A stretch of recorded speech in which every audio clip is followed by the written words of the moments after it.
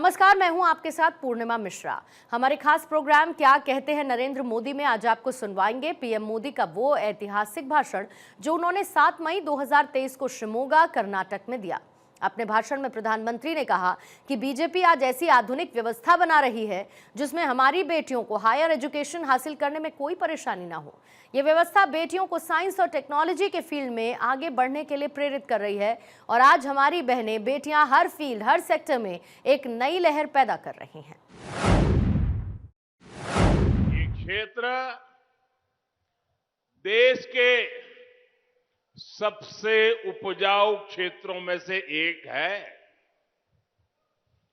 यहां जिस प्रकार फसलों की वैरायटी, क्रॉप की वैरायटी पाई जाती है, वो इस क्षेत्र को एग्रीकल्चर हब के रूप में पहचान देता है। कांग्रेस और बीजेपी सरकार होने से क्या अंतर आता है, इसका प्रमाण सुपारी इंपोर्ट से जुड़ी नीति है। अब आप ये सुपारी इंपोर्ट की कांग्रेस की नीति और बीजेपी की नीति की तुलना कीजिए तो आपके यहां के किसानों के लिए हमारे दिल में क्या जगह है वो आपको पता चलेगा। और अभी नहीं, मैं जब गुजरात का मुख्यमंत्री था, येदियुरप्पा जी यहां कर्नाटक के मुख्यमंत्री थे और सुपारी पर बड़ा संकट आ गया। येदियुरप्पा जी डेलीगेशन लेकर के गुजरात आए और मुझे कहा, मोदी जी आप मुख्यमंत्री हैं, इतनी बड़ी सरकार है, कर्नाटका के सुपारी के किसानों की मदद कीजिए। और मुझे खुशी है, मैं मुख्यमंत्री था तब भी मैंने येदियुरप्पा जी ने जो कहा वो सारा कर दिया था। दोस्तों, यहां के सुपारी किसान सुपारी के इंपोर्ट से होने वाले नुकसान से चिंतित थे। अब मुझे बताइए, जब इतनी सुपारी की पैदावार होती है, इतने किसान सुपारी पर अपना गुजारा करते हैं और आप विदेश से सुपारी मंगवाओगे तो भारत के किसान का क्या होगा, कर्नाटका के किसान का क्या होगा? ये यहां के किसान के साथ अन्याय है कि नहीं है? मुझे जवाब दीजिए, अन्याय है कि नहीं है? यहां के किसान के साथ धोखा है कि नहीं है? ये सुपारी के किसान के खिलाफ षड्यंत्र है कि नहीं है?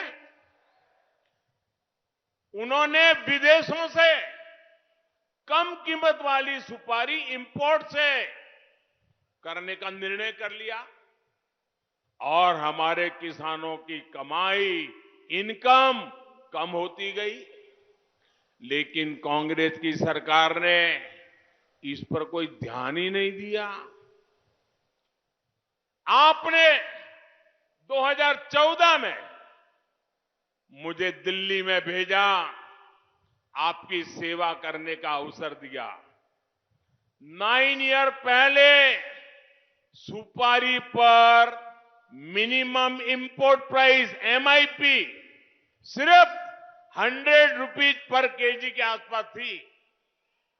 100 रुपीज पर केजी था। हमने सोचा कि ये तो मेरे कर्नाटका के किसानों को मार देगा। हमने हिम्मत की, दुनिया के लोग राजी हो नाराजी हो परवाह नहीं की, हमने आज सुपारी का minimum import price 350 rupees per KG कर दिया। तो कोई बाहर से लाने की हिम्मत ही नहीं कर रहा है। इतनी कीमत से कोई ला ही नहीं सकता है। फायदा किसको हुआ? कर्नाटका के किसान को हुआ, सुपारी वाले किसान को हुआ। यानी हमने MIP को 3 गुना से अधिक बढ़ाया है ताकि कर्नाटका के सुपारी किसानों को कोई परेशानी न हो। स्नेहितरे, बीजेपी सरकार एक तरफ अपने किसानों को इंपोर्ट से सुरक्षा दे रही है, वहीं दूसरी तरफ एग्रीकल्चर एक्सपोर्ट बढ़ाने के लिए भी काम कर रही है। कांग्रेस की सरकारों के दौरान हमारा एग्रीकल्चर एक्सपोर्ट बहुत ही सीमित था, लेकिन आज भारत दुनिया के टॉप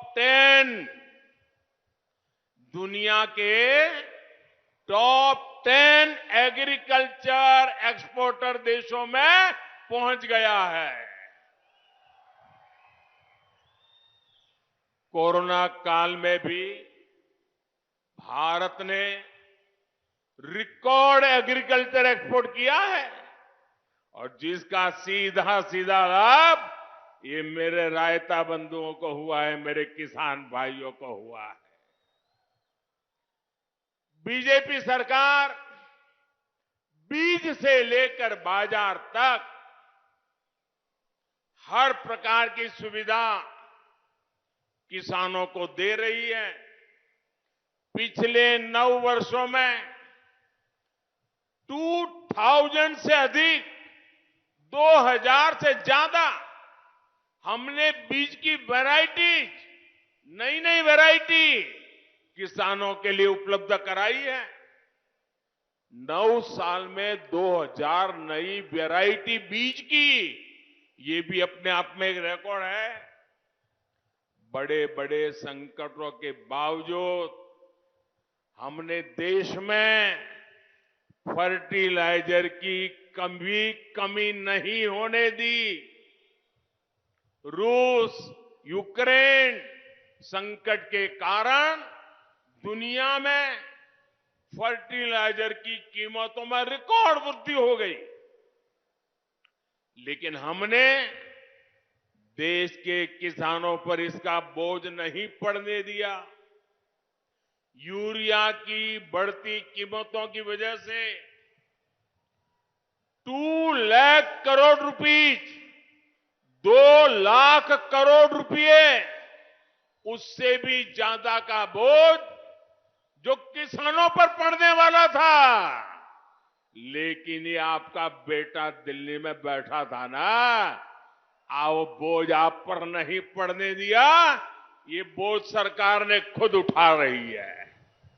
स्नेहितरे, कांग्रेस सरकारों के पास सूखे, ड्राउट, बाढ़, फ्लड और दूसरी आपदाओं से किसानों को सुरक्षा देने की कोई स्पष्ट नीति नहीं थी। आज पीएम फसल बीमा योजना के तहत देश में 1,30,000 करोड़ रुपीज, 1,30,000 करोड़ रुपया, ये बीमा योजना से किसानों को मदद दी गई है, मुआवजा दिया गया है। इसमें कर्नाटका के किसानों को भी 10,000 करोड़ रुपए, 10,000 करोड़ रुपए मिले हैं। कांग्रेस के कमीशन काल में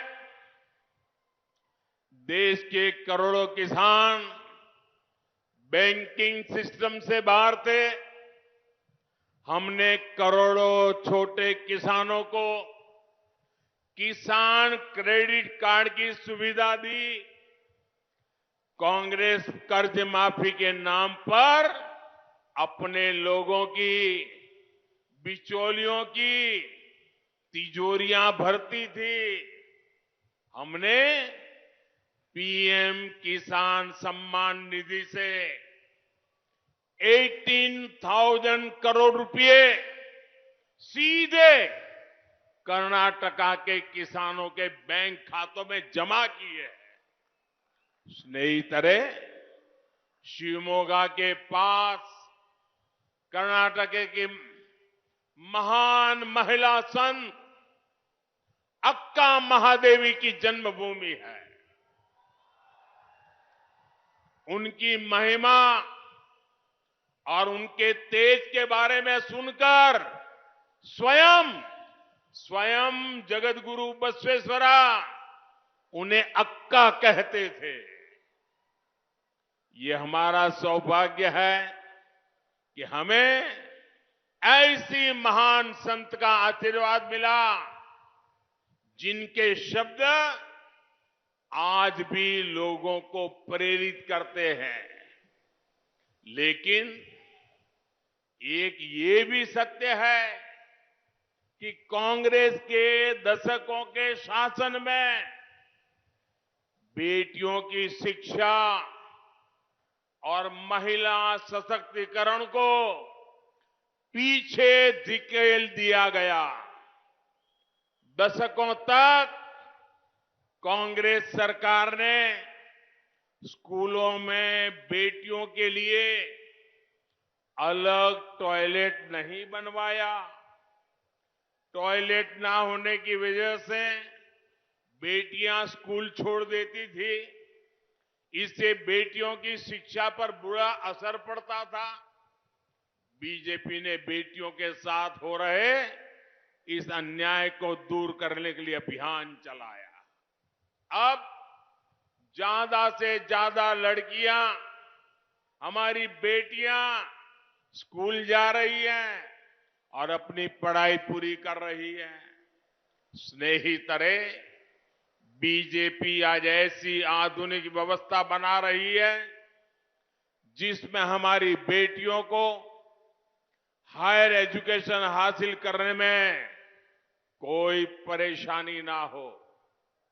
ये व्यवस्था बेटियों को साइंस और टेक्नोलॉजी के फील्ड में आगे बढ़ने के लिए प्रेरित कर रही है। आज हमारी बहनें, बेटियां हर फील्ड, हर सेक्टर में एक नई लहर पैदा कर रही है।